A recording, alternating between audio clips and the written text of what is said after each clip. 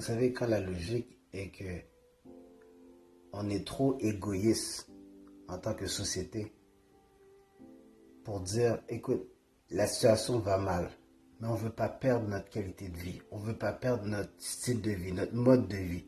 On veut continuer à aller au cinéma, au resto, à la discothèque, acheter les plus beaux vêtements. On ne veut pas perdre cette qualité de vie.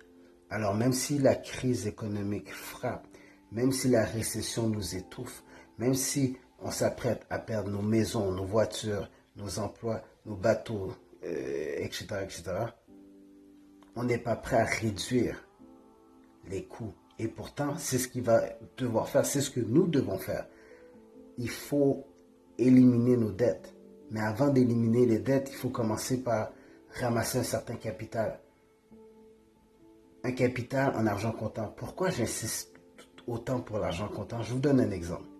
Si vous avez l'argent comptant, qui peut empêcher que cet argent comptant, vous y avez accès si vous êtes la seule personne qui sache où vous avez placé ce montant?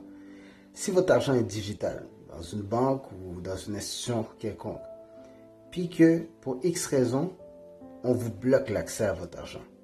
Vous aurez beau être milliardaire ou millionnaire ou être un simple citoyen, si vous n'avez pas accès à votre argent, que vous ayez beaucoup d'argent ou peu, vous n'y avez pas accès.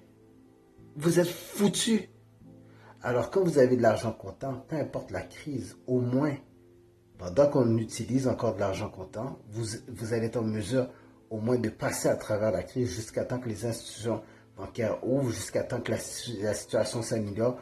Au moins, vous pouvez transiger avec l'argent physique que vous avez, étant donné que présentement, on en utilise encore. Donc, réfléchissez.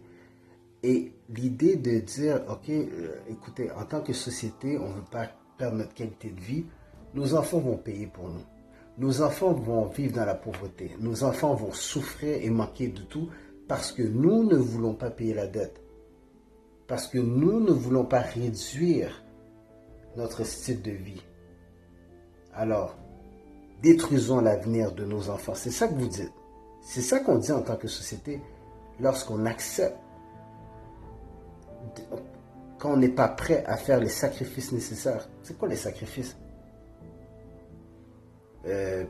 Couper de moitié notre épicerie en achetant les mêmes produits à bon marché, en faisant ses devoirs, puis regarder où on peut trouver les mêmes produits à bon marché, ou tout simplement cesser d'acheter des aliments qui nous rendent malades. Quoi? Arrêter d'aller au restaurant pendant 3 mois juste pour être capable de ramasser suffisamment de capital pour éliminer les dettes qui nous étouffent, qui sont à haut intérêt, et libérer du capital par la suite dans nos foyers. La dette nationale, la dette du pays va diminuer à partir du moment où chaque citoyen va éliminer ses propres dettes. Là, on vit sur un système de dette. OK? Bientôt, notre économie, elle va être basée sur l'ère digitale. C'est de l'ère. C'est basé sur rien du tout. Avant, c'était sur l'or. Maintenant, sur la dette. Bientôt, ça va être de l'ère. OK? Des chiffres. Aucun contrôle. Mais pendant qu'on a de l'argent physique, soyons intelligents. Protégeons l'avenir de nos enfants. Liquidons nos dettes. Mettons de l'argent de côté, 10% de tous nos revenus en argent comptant bien caché pour les prochains moves que nous allons faire, pour les prochains mouvements que nous allons faire. Commençons par y réfléchir, car nous sommes dans la récession présentement et nous pouvons nous en sortir et nous enrichir. C'est le bon moment.